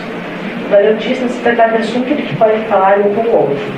Edson resolve escrever uma carta para sua mãe, em que se queixa de, naquela idade, ter os pés e os punhos atados. Lamenta-se. Talvez que, uma vez desfeitos os laços, se esteja para sempre subjugado e paralisado. É isso, sem dúvida, o que eles querem. Está se lamentando na carta, tá? Isso é o texto da carta. É indispensável que se seja dominado. A você também dominaram? Não quererá dizer o que devo fazer para que nos possamos encontrar? Farei o que quiser, mas eu preciso guardar segredo. Você deve compreender por quê. Ele sempre sabe de tudo. O pai, né? O barão, né? É imprescindível que essa carta permaneça secreta. Ficarei adulto com o tempo, mas isso vem vindo com uma lentidão desesperadora. Não consegui não subjugar. Você pode acreditar, quando vi a carta no vestíbulo, eu como se um raio caísse no meu cérebro. Gostaria de saber o que aconteceu. Não compreendo, não? Sinto que foi injusto para com você. É verdade? Há ainda alguma coisa que preciso falar. É da abominável quantidade de injustiças que chegam todos os dias aos nossos ouvidos. É necessário que você saiba que, de todas as coisas do mundo, a injustiça é a que me causa mais dor. E aí? Entendendo quem é Edson Andergast agora? Edson Andergast é um menino de 16 anos revoltado com as injustiças do mundo. É um menino de 16 anos revoltado com as injustiças do mundo. Isso é Edson Andergast. O rapaz dá-se conta de que não tem nem mesmo endereço para enviar a carta à Suíça. E, além disso, teme o pai. Criança, imaginava o pai residindo no centro do universo, escrevendo as faltas e os crimes de todas as pessoas da cidade em uma mesa de mármore, com um estilete também de mármore. Acabou fechando a carta sobre escrita no envelope. A minha mãe, não sei onde. Edsel Andergast era admirador do escritor Melchior Giesels, de quem havia recebido 2 cartas. Melchior Giesels era um deus para Edsel. Cada frase dos seus livros constituía uma revelação. Somente os jovens de 16 anos podem sentir uma tal veneração por um autor. E unicamente o espírito do jogador ainda está inteiramente concentrado é capaz de guardar um fogo de ampulha. Naquela noite, antes de dormir, Edsel pegou os livros dos Giesels para ler. Estão compreendendo o que está acontecendo aí? O menino, aos pouquinhos, está entrando no conhecimento de que, nesse assunto aí chamado Mauritius, houve um problema, houve uma injustiça. Sendo o menino como é, vocês estão reparando como ele é, vocês devem imaginar que é onde é que isso vai nos levar, né? Mais ou menos numa espécie de rebelião absoluta que ele fará contra o próprio pai, né? Vamos lá, vamos esperar chegar a esse ponto. A general Andergast pertencia a um desses tipos de mulher que está a caminho de desaparecer. Tinha a voz clara e fresca como de uma moça. Depois da morte do marido, que fora mau, tirânico e hipocondríaco, começara a viver e fizera grandes viagens. Ocupava-se com a pintura. Não se entendia com o filho, o curador-geral. A seu ver, ele era muito autoritário e fazia lembrar-se do marido morto. A mãe não lhe perdoava a dureza com que condenara a mulher ao exílio. Edsel acha a avó encantadora. Sozinha, continha mais mistérios que a maior parte das pessoas com as quais tinha contato. Esta senhora Cecília, o nome da avó é Cecília Andergast, passava o dia inteiro pintando na sua propriedade, ela não é fora de Frankfurt, numa cidadezinha ao lado, e era, digamos, o contrário do filho, né? O que o filho tem de rígido, ela tem de complacente, de flexível, etc. Esse é o almoço com a avó. Pergunta-lhe sobre o nome Mauritius. A avó fica paralisada com a pergunta. Era o nome do qual se exalavam trevas. Pronunciando ou ouvindo, vinha quase um sopro gelado e um odor de morro, como se abrisse a porta do porão.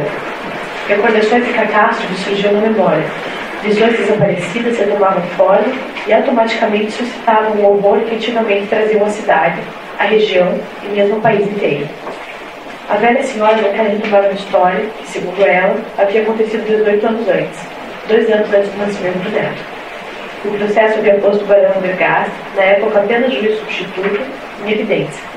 Sem a atuação do barão, Maurício teria sido finalmente absolvido. A avó começa a recuperar a memória do crime, enfatizando que havia sido um caso terrível, que havia mobilizado a opinião pública. Durante semanas só se falou nisso. Embora condenado, Maurício havia afirmado sua inocência até o fim. Embora jovem, então com 26 anos, Maurício possuía posição social e autoridade como historiador de arte, tendo escrito um ensaio importante da influência da religião sobre as artes plásticas do século XIX. A avó continuou. Na época, tudo isso me interessou muito. A arte e a religião eram assuntos apreciados em salões. Quem tomaria semelhante homem por um assassino? Em verdade, nunca pude acreditar que tivesse assassinado. Matar a própria mulher e de surpresa. E em que circunstâncias? É uma história muito atrapalhada. Uma história diabólica, uma história lamentável e que naturalmente não retive de sua fase. Sei apenas que ele teve tudo contra si. Homens e coisas, espaço e tempo. Todos testemunhavam contra ele. Era um encadeamento impecável de presunções, como dizem os juristas. E o mérito do seu pai foi, ainda me lembro, estabelecer e fazer sobressair esse encadeamento. Edsel está agora mais perplexo com a aparição do homem de gorro de marinheira. Quem seria ele? Que desejava? Antes de sair, Edsel pergunta pela mãe dele. A general desconversa.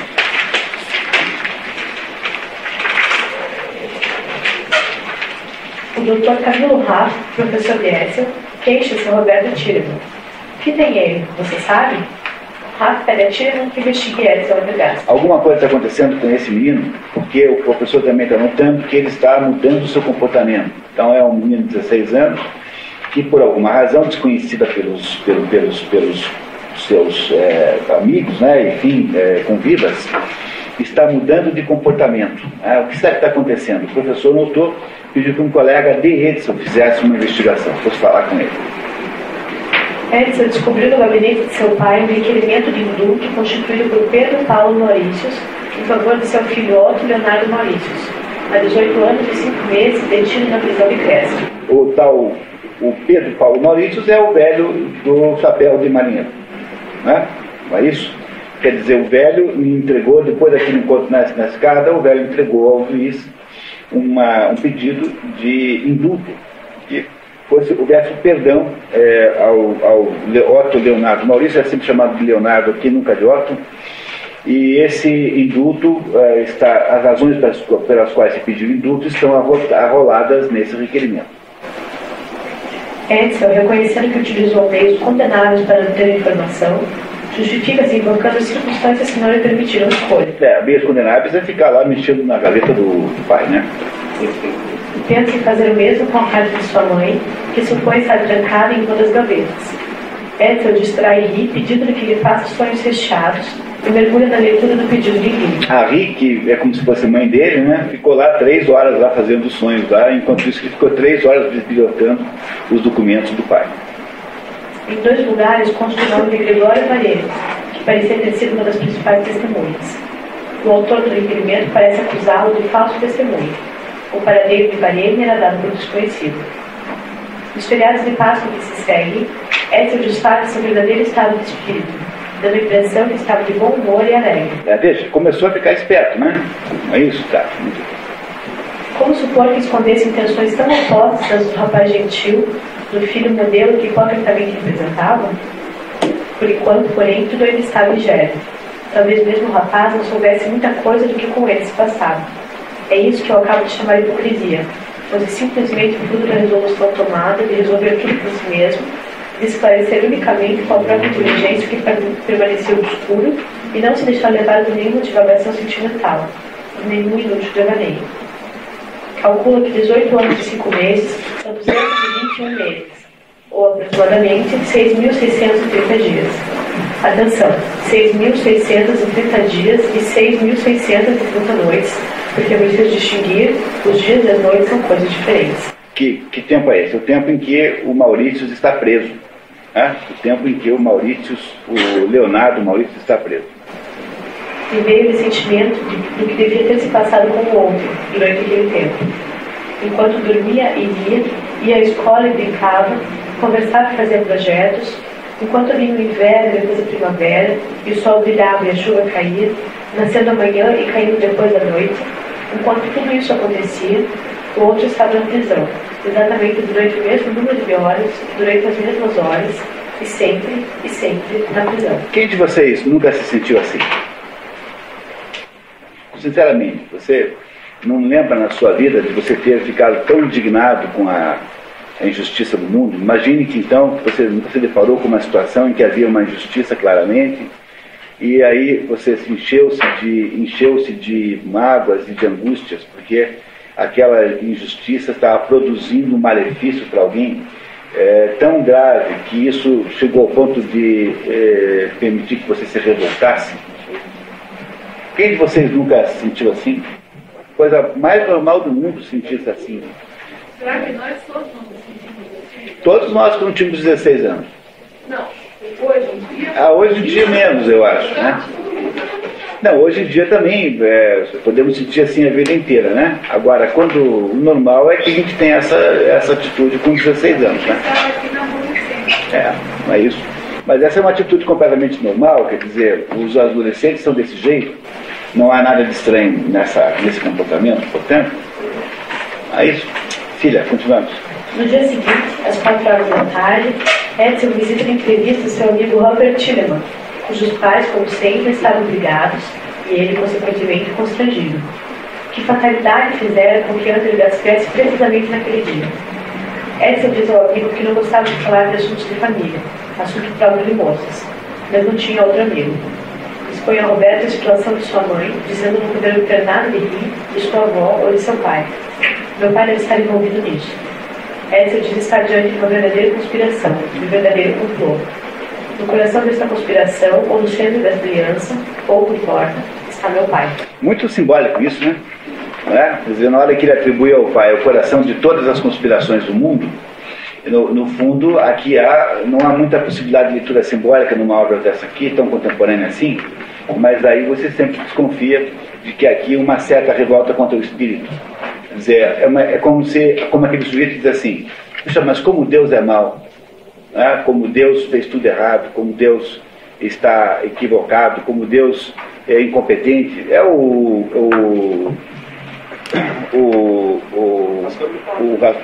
não só o Raskolnikov, mais do que o Raskolnikov é o Karamazov, né? O Ivan Karamazov. O Ivan Karamazov diz assim: olha, eu não tenho nada contra Deus, só tenho uma coisa contra a obra de Deus, porque vai ser incompetente assim no inferno. Está vendo? Tá? Se fosse eu, se dá para mim o poder, pega mais o SUS, mais a Câmara de Deputados do Estado do Paraná, nós somos capazes de fazer muito melhor que Deus. Nós resolvemos o mundo, contando que, obviamente, vocês me deixem subir os impostos, né? Que aí também não dá, né? Não é? Assim. É o quê? O que é que tem? Ele não disse que Deus os homens que inventaram Deus? Os jovens? Não. Não sei se declarou isso, mas é muito improvável, porque René Descartes era uma espécie de santarrão, era coroinha. René Descartes era um sujeito absolutamente crente, no sentido católico da palavra, né? Era assim temeroso a Deus, só que René Descartes produz uma filosofia que a primeira coisa que ele faz é destruir a existência do espírito como mediador da realidade. Portanto, ele faz uma coisa incrível, que é, apesar de ser um sujeito digamos, de confissão católica e muito rigoroso, fez uma filosofia tão absolutamente laica, tão materialista, que é uma dos pináculos de sustentação da filosofia contemporânea completamente material. E isso é uma das contradições mais interessantes que é um assunto para psicólogo descobrir o que é assim. É um assunto para psicanalista tentar descobrir como é que se consegue produzir uma contradição desse tamanho entre a carolice de René Descartes, carolice verdadeira, e a sua absoluta materialidade filosófica. Não é? Bom, continuamos. Foi ele quem tomou as medidas, é ele quem tem todos os fios nas mãos. Tudo o que o embaraça, ele o exclui. Qualquer curiosidade ou reclamação, qualquer espírito de pesquisa. As coisas sucedem assim e ele quer que sucedam assim. E como é todo poderoso, as coisas realmente sucedem assim. Está vendo? É a descrição de Deus propriamente dita. Tá vendo que isso aqui é uma... Estão reparando que isso aqui é uma arenga contra Deus? É um discurso anti-Deus? E Edson sente tudo isso como injustiça. Pergunta a si mesmo se deve continuar a se submeter. Edson pergunta a Tillerman o que deve fazer. Se deve deixar o seu pai conduzir a sua vida ou firmar-se sobre os seus dois pés e fazer o que é preciso fazer. Pronto, essa é a pergunta existencialista. De todos os existencialismos que virão depois no século XX. A ideia não, eu é que sou eu, a vida é minha, então eu farei o que eu quiser, independentemente do que Deus queira que eu faça. O narrador comenta: essa exposição luminosa, metida e eloquente, refletia toda a limpidez do espírito, toda a audácia, toda a sinceridade de um rapaz que não admitia vacilações quando se tratava de suas convicções morais. Tillerman começa a ponderar, mas Edson pensa consigo mesmo. Desde que alguém me diz mas, não me serve mais. E distrai-se desenhando um cavalo com chifre desviado. Olha que coisa interessante isso. O sujeito começa a dizer assim: olha, tem isso aqui. No entanto, já não quero mais.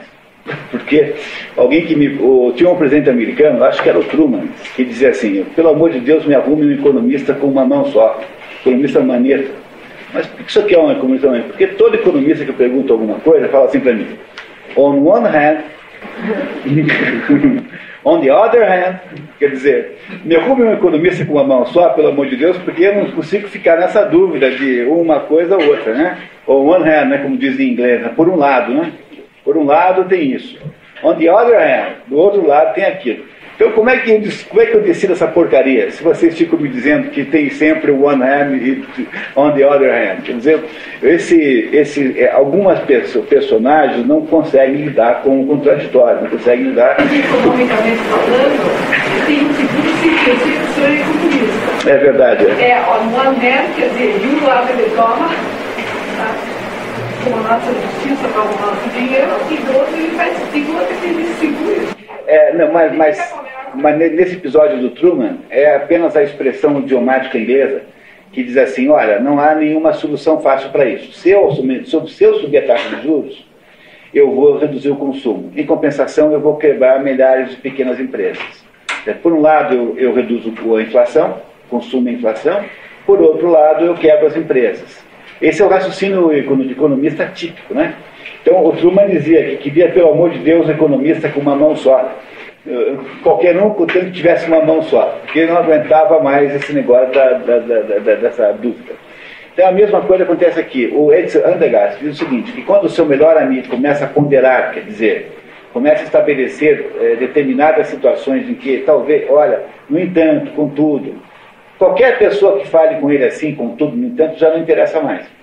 Porque parece-lhe a ele, Edson Andergast, uma pessoa fraca, uma pessoa indecisa, uma pessoa com pequenas ou fracas convicções. Né? É isso que o Edson não quer. Ele está numa época de vida que tem que ter grandes convicções e não quer os indecisos ao lado dele. Por isso é que ele despreza o que diz o Roberto Tillemann. Né? Conhecemos, por favor? Tillemann insiste em que o sistema é fértil porque os pais controlam os filhos ao dar-lhes de comer. Não é o cúmulo da argumentação infanto-juvenil? Né? Não podia ser mais infanto-juvenil que essa. Nesse momento da conversa, começa na casa uma briga do casal Tillemann. Deixando a casa do amigo humilhado, Edson decide. Tudo isso não serve de nada. Não conseguirei paz enquanto não for encontrar aquele velho lá em Hanau. Em Hanau é onde mora o velho, que não é bem Frankfurt, de uma cidade perto. Assim. Na sexta-feira arrumou uma desculpa e foi procurar o velho Maurício em Hanau. Na casa do homem do Gorro Marítimo, jornais da época dos acontecimentos e documentos jurídicos. São jornais de 1905, 1906, 1907, indicando que a história acontece então por volta de 1924. É quando você soma os 18 anos, né? E meio que haviam se passado, né? Daí dá a data da história, 1924. Uma coleção de impressos que diziam respeito ao crime e ao processo de seu filho. Pedro Paulo Maurício vê com desconfiança a presença ali do rapaz, enfatizando que ele era muito jovem. Edson concordou ser realmente moço, disse sua idade e acrescentou uma observação um pouco audaciosa. Não puderam convencer-se, até então, de que número de anos bastasse para preservar o mundo da tolice e da vulgaridade. Não é audaciosa, é mal criada, né? Uma observação, eu sou jovem, mas eu não sou vulgar e tolo, como o senhor que é velho é vulgar e tolo. Esse que ele falou do homem. Não foi muito educado, né, digamos assim. Nada diferente dos adolescentes modernos, muito parecido, né? Muito bem. O velho Maurício havia ganhado a vida cultivando vinhedos perto de Gell Hansen. Em 1804, uma epidemia de tifo lhe havia levado a mulher, a menina e 2 de seus filhos homens. Sobraram de Leonardo, com 20 anos, que estudava em Roma. Leonardo já era... Desculpa, pessoal, tem um erro aqui, é 1904, tá? Não é 1804, 1904. Leonardo já era o filho predileto do pai. Com a morte dos outros, transformou-se em ídolo. O pai tudo fazia por ele, mesmo coisas acima de sua capacidade econômica. Leonardo, com 22 anos, havia se casado com ele e Jesus, ele e Ana, quando solteira. Viúva de um rico fabricante de papel, sem avisar o pai, que o soube a posteriori por intermédio de umas poucas linhas lacônicas. O velho ficou magoado, tendo despedido do casal, não cumprimentou o filho, que também ofendeu-se. Repare, né? O velho tudo fez para que o filho desse certo, só sobrou o filho, só sobrou esse Leonardo. De todos os filhos que ele tinha, sobrou só o filho. E fez tudo que pôde, aí o filho casa sem avisá-lo, sem falar com ele antes, e ele só depois comunica ao pai que tinha casado com essa Ellie. Não parece uma coisa que de fato merece algum incômodo, né? Acho que o incômodo do velho é justificado. Não é? Não parece a vocês? Não é um pouco de desconsideração? Tá? Aproveitando a ocasião para se proclamar ofendido, Leonardo se afastou, fingindo não observar a decepção e a nova do pai. Na realidade, aquela frequosa tirania há muito tempo lhe pesava. Depois, sentia vergonha do pai, das suas maneiras, da sua rudeza, da sua falta de educação. Por isso, no bispo burguês, e de boa vontade, lançava um discreto véu sobre sua origem. É que não necessitava mais do velho. Sua mulher tinha um servidório de 80 mil marcos, fortuna que lhe dava de marido, não lhe tendo dado nenhum filho. Não é muito dinheiro não, viu, pessoal? 80 mil marcos não é muito dinheiro. No entanto, na hora que o Leonardo viu que tinha casado com uma mulher que tinha um dote, né, 80 mil marcos, que é o dinheiro que ela trazia para o casamento, ele mais ou menos deixou o pai para lá, o que indica que ele via o pai mais ou menos também como uma espécie de provedor apenas. Não tinha pelo pai grandes sentimentos, né? O velho não gostava da nora por ela ser de família católica e não ter atrativos físicos à altura de seu filho, segundo seu modo de ver. Mesmo o dólar de 80 mil marcos lhe parecia pequeno. Uma miséria, comparado com o valor de Leonardo, dado seu futuro e que ele prometia. Além disso, ela era 15 anos mais velha. Não tem nesse casamento aí uma conotação muito clara de um casamento por interesse? Ela tem 15 anos a mais do que ele está no auge da sua carreira universitária, ela tem 80 mil marcos, ele casa sem falar com o pai, que é para mim não ouvir do pai assim, será que você vai fazer um casamento bem feio, né? Tudo, também está aí a explicação, né? Não ouvir do pai restrições contra o plano. Não tem toda a cara de casamento por interesse?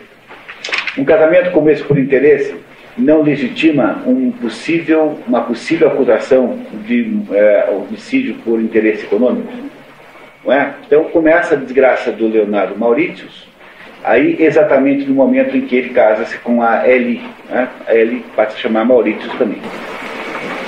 Os 2 primeiros anos de casado de Ellie e Leonardo correram muito bem. O controle que ele exercia sobre um marido muito mais jovem, segundo amigos, parecia fazer bem ao rapaz. Um eterno imbecil, tão fácil de extraviar. No entanto, a relação se modificou quando ele ficou sabendo da antiga ligação de Leonardo com uma dançarina, com que Leonardo tivera um caso e uma menina, um ano antes do casamento. Ele não teve esse caso durante o casamento. Antes do casamento, ele tinha lá um caso com uma bailarina. Não é também uma maneira muito assim socialmente correta de se ter uma namorada, né? E deste caso havia nascido uma menina. E estes fatos só vieram ao conhecimento da Ellie depois de eles casarem. A mãe da criança, doente, reaparecera para cobrar do rapaz suas obrigações paternas. No primeiro momento, Leonardo não contou nada à mulher, mas apenas para a cunhada, Ana Ian, que levou a menina de 2 anos do legado da Kerry para a Inglaterra, onde deixou os cuidados de um parente afastado. Gertrude Kerry morreria de tuberculose algum tempo depois. Ele ficou sabendo do caso por carta anônima e pela confissão tardia do marido. Diferentemente dele, Ana Ian era de extraordinária beleza. A irmã mais jovem de ele. Leonardo achou antipática no início porque ela ironizava o controle que sua irmã exercia sobre ele, como se Leonardo fosse um colegial sob a vigilância de uma mãe severa. De fato, por causa do excessivo controle, cedo o abismo entre os 2 esposos se tornou visível. Fora a natureza que o criara e o criava. Fora a natureza que o criara. A natureza significa fora a diferença de idade entre os 2. Né? Ele controlava todos os passos do marido, vigiava tudo. Encontros, horas de trabalho, leituras, correspondência, conversas, despesas. Não era avarento, dava-lhe mesmo presentes caros, mas nunca deixava de dispor de somas importantes. Era muito inteligente para não ver o erro que cometia agindo assim, mas um instinto mais forte que tudo a forçava a mantê-lo subjugado durante o máximo de tempo possível. Tem cara de que vai dar certo esse casamento? Ela é mais velha do que ele, ela não é bonita, ela usa então essa, digamos, a diferença de idade e o fato de que ela é dona do dinheiro para controlar o marido, e o marido então submete-se e é controlado nada. E aí aparece a Ana Ian, que é irmã dela e que é, ao contrário da irmã mais velha, muito bonita. Não parece que tem aí pinta de que esse negócio não vai dar certo? Não parece? Muito bem, continuamos. O velho Maurícios, quando soube da existência de Hildegarda, lutou sem sucesso para apoderar-se da menina. Certo dia, 3 anos e meio depois da visita a Bormutians, Leonardo foi despedir-se do pai antes de partir para a longa viagem, pede dinheiro. Com a frieza do pai, ainda magoado, Leonardo parte com mãos vazias. O velho, após vender as propriedades, tinha 35 mil marcos, mais que suficientes para sua vida frugal. Você vê que 80 mil não era muito dinheiro. Ele tinha quase metade do que tinha a mulher do filho. Aos poucos, com o convívio, o velho Maurício passou a ver em Edsel uma espécie de mensageiro divino, e ia mostrando ao rapaz, aos poucos, a extensa documentação que reuniu sobre o caso do filho. O velho contesta as testemunhas, apontando suas contradições, sobretudo no depoimento de Varene.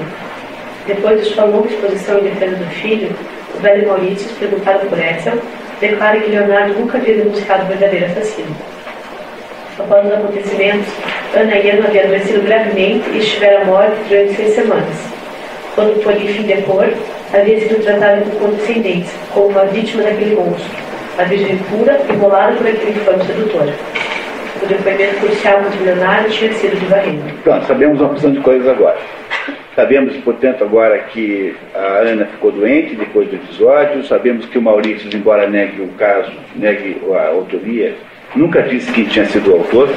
E sabemos que a pessoa chefe, né, chave, ou seja, a pessoa cujo depoimento foi o depoimento que produziu, então, a condenação do Maurício, era o Varene, Varene Gregório Varene. Edson passa uma tarde e 2 noites estudando os documentos do velho Maurício. Consegue também especular sobre o destino de Ana e Ian com Bistermeier, o conselheiro aposentado do Meibrini. Descobre que Ana havia casado em 1913 com o diretor de uma grande fábrica de tijolos que estava em ótima situação. Havia morado no estrangeiro e desaparecido. Com a morte dele, a fortuna da família Ian havia passado para ela, mas quando o herdeiro havia voltado do estrangeiro, não possuía mais nada, segundo o depoimento da amiga. Ana e Ian, havia mais de 12 anos, chegaram em casa dessa mulher numa noite de inverno, o corpo e a alma despedaçados, num estado de indizível lassidão, com uma pequena valise, tal como uma criada desempregada, solitária, muda, pobre. Não disse de onde vinha, nada contou de sua vida anterior. Sentiu terror louco a simples ideia de encontrar os conhecidos de antigamente. Logo se verificou que estava seriamente atingida. Um dia, como uma convidada de sua amiga falasse, sem refletir, e Leonardo Maurício, no seu caso, em sua opinião, ainda não esclarecido, tornou-se lívida, pôs-se a tremer e caiu no chão com convulsões que duraram horas. Depois mergulhou num estado de depressão doentia. Num dos episódios, portanto, em que a Ana, depois da sua volta, né, depois que aconteceu o crime, ela some, quando ela volta, ela tenta evitar todas as pessoas que ela havia conhecido antes, e nesse episódio contado aqui, ela tem um ataque epilético quando alguém menciona Leonardo Maurício e menciona a possibilidade do crime não estar exatamente esclarecido. O que vocês acham disso? Podemos concluir que a Ana Ian tem alguma coisa, tem algum envolvimento nesse mistério do crime? É possível, né? Acho que nós podemos pensar nisso. Mais tarde, já refeita, teria se casado com um alsaciano, com quem viveria nos arredores de Treves. Treves é o nome em português para Trier, na Alemanha. Cuidando de 2 filhos, como se tivesse totalmente esquecido o passado tão sinistro e tão tragicamente movimentado. O prosseguimento da investigação de Edson traz à superfície os mais diversos aspectos do caso, delimitando melhor a participação do Barão Vergas no episódio e estabelecendo cada vez mais sua importância. Edson decide investigar junto ao velho Maurício o paradeiro de Varene, mas sem achar meio de fazer a pergunta, acaba conversando sobre os últimos momentos vividos pelo velho antes de receber a notícia da sentença de morte para o filho. Varene havia sido visto com Ana Ian em Clouville, em 1908. Dele, o velho diz que só o diabo sabe o que é preciso fazer para poder retratá-lo, mas é um caso aproximado. Varene apareceu na cidade 2 anos antes da desgraça. A desgraça era o eixo, o ponto central dos acontecimentos. E imediatamente pôs toda a universidade no bolso. Quem era ele? Pouco importa, fosse ele um filósofo ou alguma coisa semelhante, um escritor, um erudito. Não aceitou nenhum posto. Talvez não tivesse oferecido, mas, em todo caso, prevaleceu sobre sua independência. Frequentemente pronunciava conferências. Vinham pessoas de muito longe para ouvi-lo. Os professores estavam entusiasmados, referindo-se a ele como um fenômeno. Homens e mulheres o cercavam quando aparecia em uma reunião, completamente enfeitiçados pelas suas opiniões. Apesar disso, muitas dúvidas pairavam sobre a real identidade de Varene. Nunca se soube ao certo de onde ele veio. Há vários ocultistas com esse mesmo quadro de mistério, como o Conde de Saint-Germain, 1707 e 1784, e seu seguidor Cagliostro, 1743 e 1795. Mais recentemente, há também o caso de Helena Blavatsky, 1831 a 91, e de Gurdjieff, 72 a 49, cuja origem até hoje duvidosa. Esses 4 aí são 4 vigaristas, 4 picaretas, né? Esses 4 aí. No entanto, justamente porque são picaretas muito competentes, são pessoas que são, de alguma maneira, são origem de movimentos esotéricos, né? Então você pega o Conde de Saint-Germain, que é o picareta dos picaretas, né? É um sujeito que conviveu com todas as cortes da Europa, dizendo que ele não morria, dizendo que era imortal, né? Pega Cagliostro. Cagliostro ficou famosíssimo por causa daquele episódio que ele organizou, aparentemente ele organizou o episódio famosíssimo do colar de diamantes da rainha Maria Antonieta, que acabou deflagrando, né, o desprestígio da própria Casa Real Francesa, que permitiu que houvesse a Deposição de 2016. Não é? Essa gente, você nunca sabe de onde é que eles nasceram, eles não dizem de onde é que eles vieram, eles têm uma origem extremamente desconhecida, há várias teorias sobre qual é a origem deles, eles têm um passado completamente inabarcável, ninguém sabe o que eles fizeram antes, têm dotes e competências artísticas extremas, cantam muito bem, tocam instrumentos muito bem, são bons discursadores, trazem a ideia de que eles são portadores de segredos que ninguém mais tem. É a fórmula do grande picareta esotérico, né? No século XX, que foi a Madame Blavatsky, que enganou o mundo inteiro, que fundou essa teosofia que anda por aí, e o Gurdjieff, talvez o mais picareta de todos, o sujeito. O Rasputin não é dessa turma, porque o Rasputin é só um curandeiro, né? Esse daqui não, o Rasputin não tinha adeptos, o Rasputin era o Rasputin, né? Que era apenas um médico, era um monge que tinha poderes de cura com as mãos, que cuidava do filho hemofílico dos Romanov. Isso era o Rasputin. O Rasputin não fazia um proselitismo. Esses quatro fundaram, digamos, organizações. Até hoje há adeptos do Conde de Saint-Germain, até hoje há adeptos do Cagliostro, a Madame Blavatsky. Você pega aí todos esses negócios chamados Nova Acrópole, institutos Nova Acrópole que tem no mundo inteiro. Tem aqui em Curitiba vários lugares onde tem Nova Acrópole. O que é isso? Isso é uma entidade teosófica fantasiada de escola de filosofia. Para vocês terem uma ideia de como isso é forte e poderoso. Né? O que aconteceu com o colar da rainha? O que tinha que haver uma desmoralização da família real, né? Porque isso foi uma conspiração maçônica para derrubar a rainha e, portanto, derrubar a monarquia francesa. Essa é, no fundo, a ideia. Fizeram o quê? Pegaram alguém. Os nomes são todos eles, digamos, hipotéticos, né?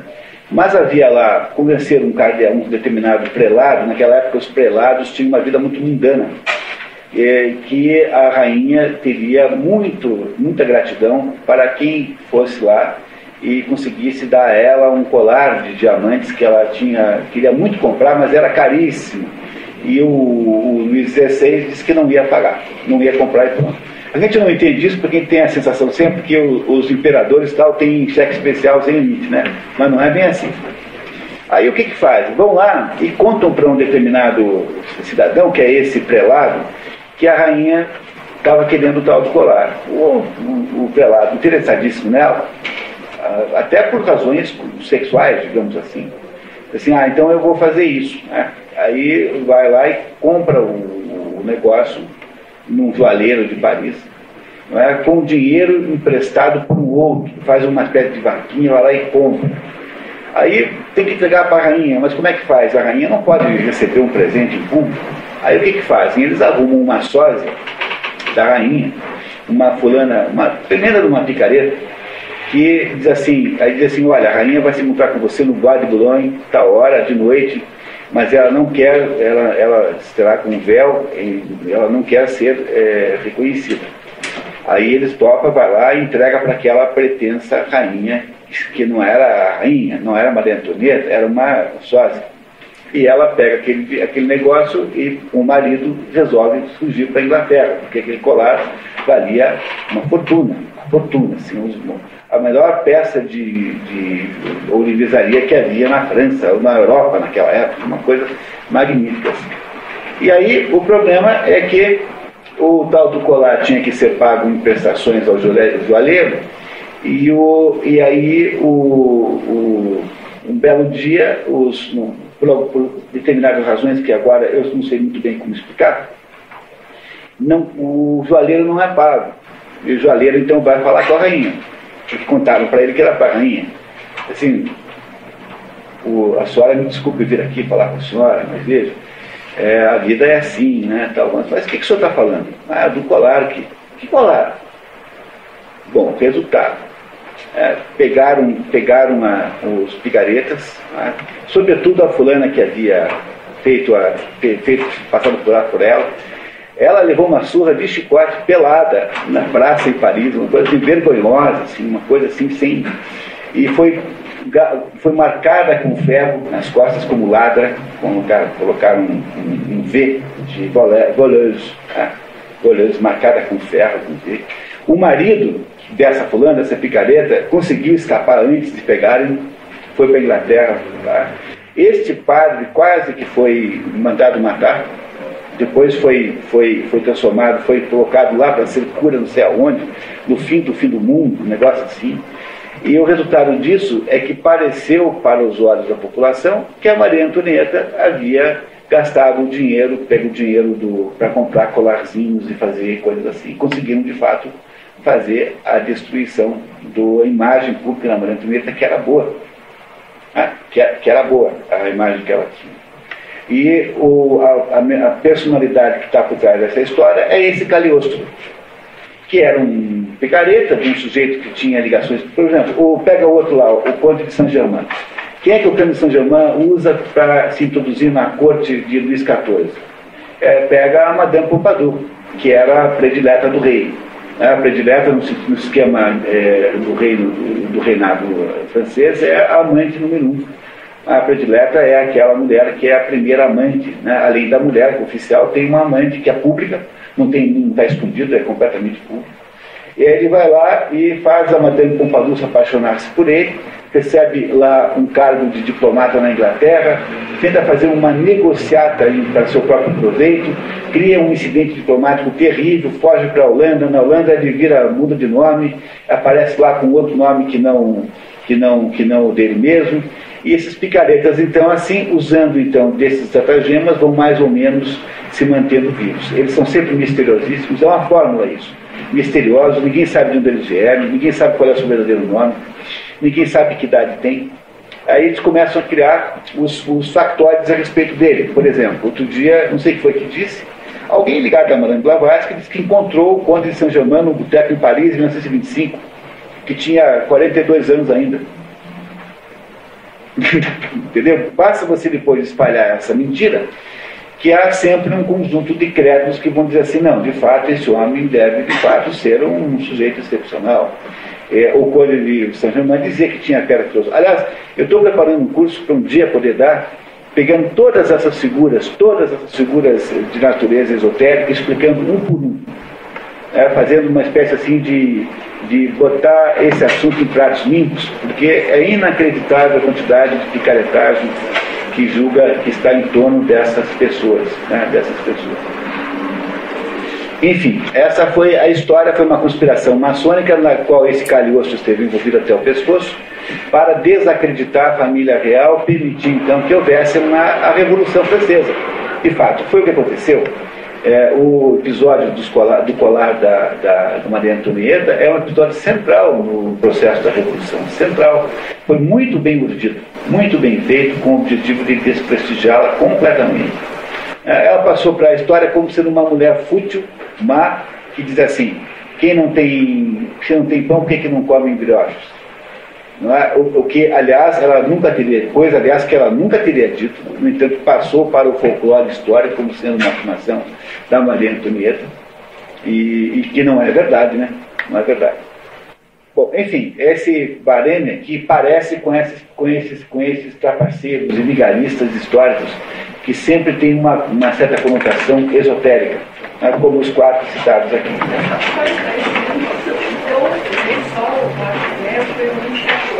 Sim. Sei.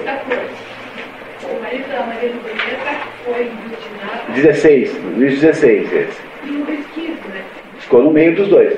É pai do Luís XVI. Eu sei, mas houve acontecimento histórico importante do tamanho da Revolução Francesa, não, né? Esses 3 juízes aí fizeram, isso não é um vácuo nenhum, esses 3 juízes fizeram o momento mais imperial da história da França, né? porque eles são todos Bourbons, da família chama-se Bourbon. E tem entre eles o Luís IX, que é santo, São Luís. São Luís é parente. São Luís é muito anterior, é do tempo medieval, né? Não é? Esses daí são todos reis modernos. São Luís é o Luís IX, que é anterior, era a mesma família Bourbon, e que era um santo. Foi São Luís que fez, por exemplo, a Sainte-Chapelle em Paris, aquela maravilha que fica por São Luís. Né? E daí nasceu uma França imperialíssima, que é essa França do reinado francês, nunca foi império, você nunca foi império, era um reino muito grande, de que houve esse trio de grande importância, sobretudo por causa do seguinte, porque esse trio, constituiu-se em torno do castelo de Versailles. Porque o que aconteceu é que quando Luís XIV percebeu, houve do governo de Luís XIV um grande distúrbio chamado a Fronda. Nós até falamos um pouquinho nisso aqui quando vimos o Tartufo. O que é a Fronda? A Fronda foi uma rebelião que os nobres fizeram contra o governo. O governo, na prática, era de Richelieu, porque Luís XIV não tinha idade para governar. Né? Depois, quando Richelieu morre, quem assume o governo é o Cardeal Mazarin.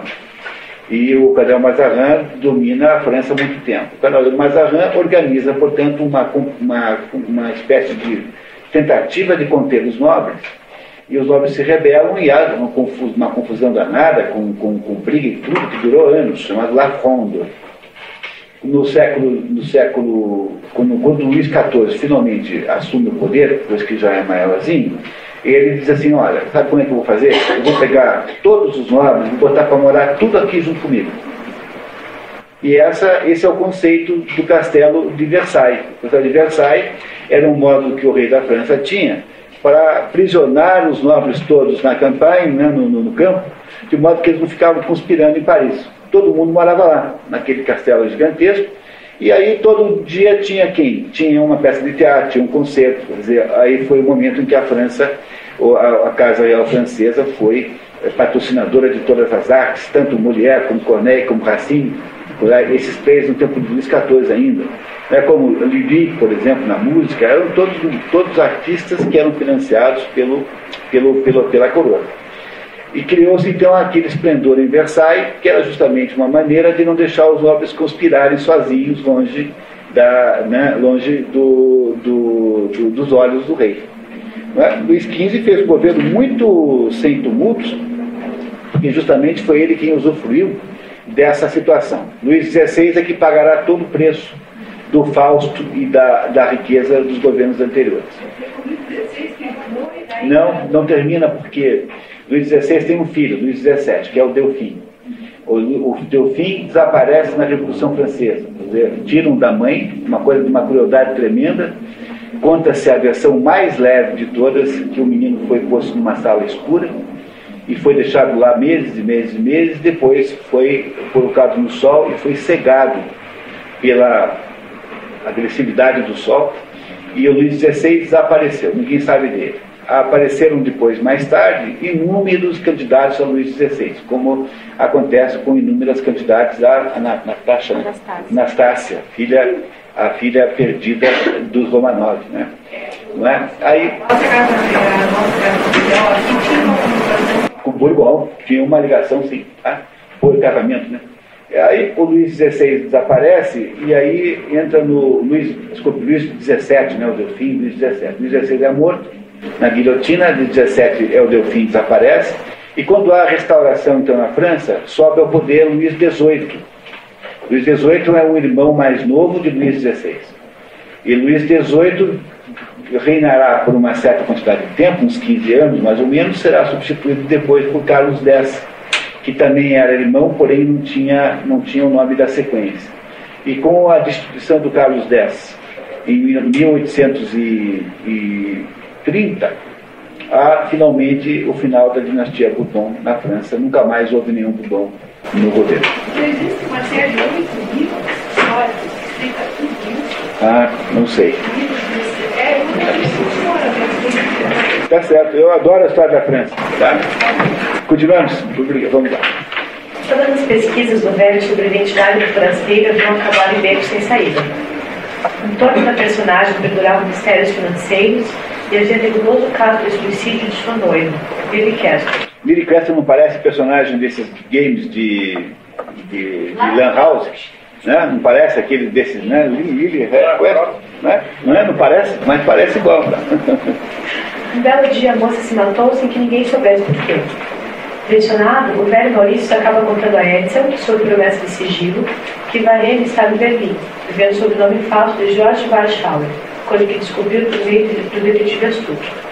Varenne havia também morado em Chicago entre 1910 e 1921, e foi daí que a pista havia sido seguida. Em Berlim, Varenne, ou Warschauer, devia dar aulas de inglês, morando na esquina da rua Usedom com o Yasmund, no terceiro andar na casa de cômodos de Madame Bobic, cujas filhas ele ensinava pelo valor do aluguel. O velho Maurício havia ido vê-lo, mas desistiu de falar na última hora. Como entrar no assunto? Por onde começar? E se ele me atirasse pela escada? Naquele momento, Edsel Andergast tomou a decisão de ir a Berlim.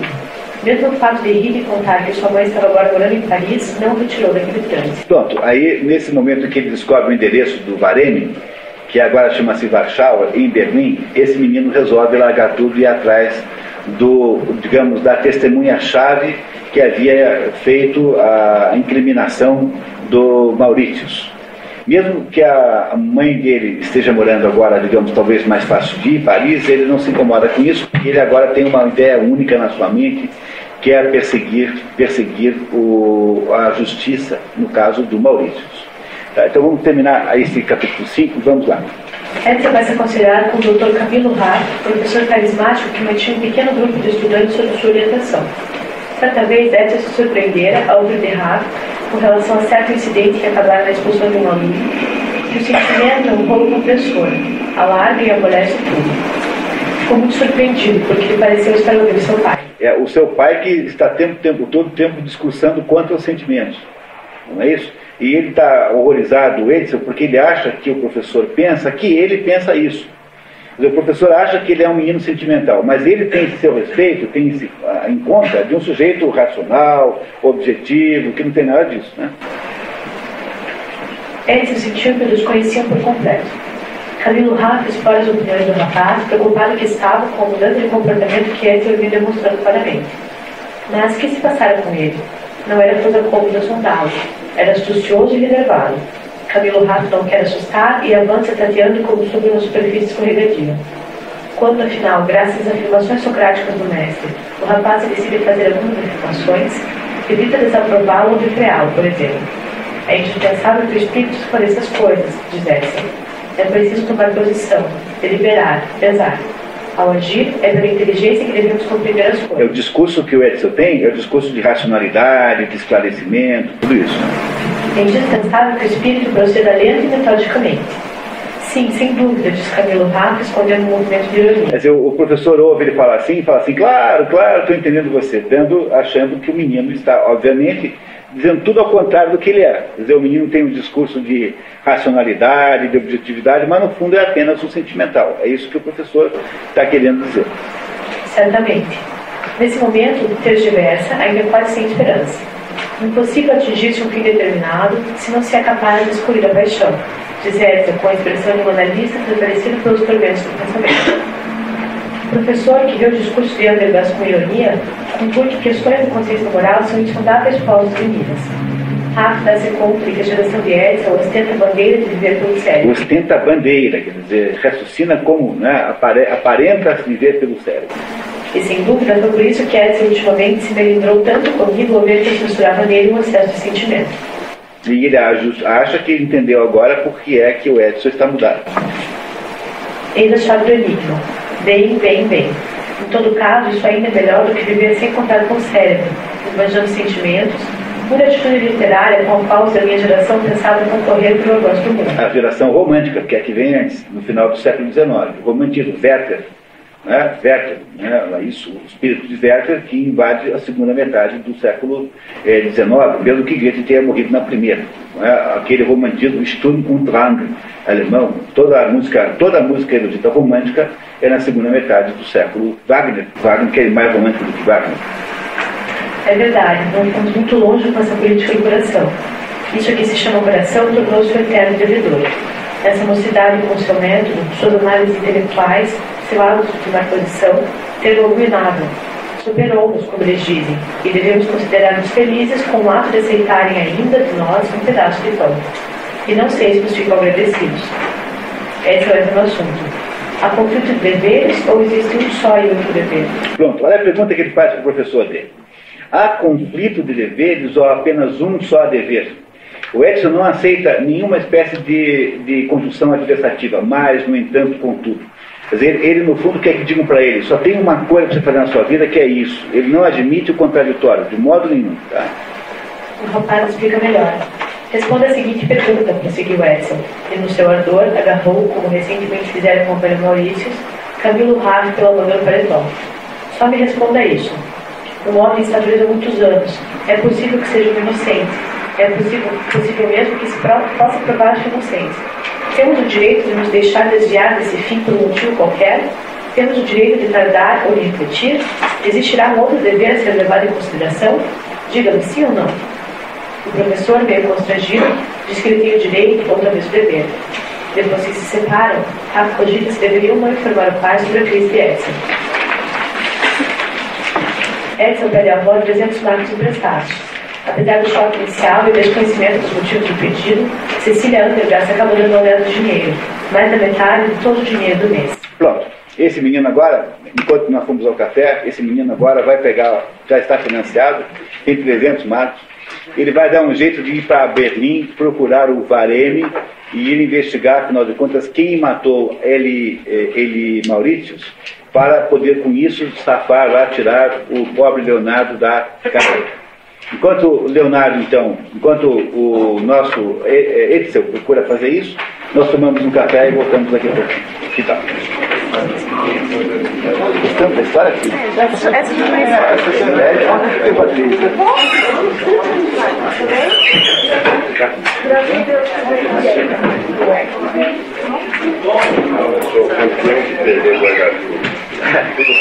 Nossa, tá calor aqui dentro, só eu estou sentindo isso. Vamos ligar o ar, né? Bruno? O que você acha? Tá quente, não tá? Só eu que estou sentindo isso. Lá no fundo também.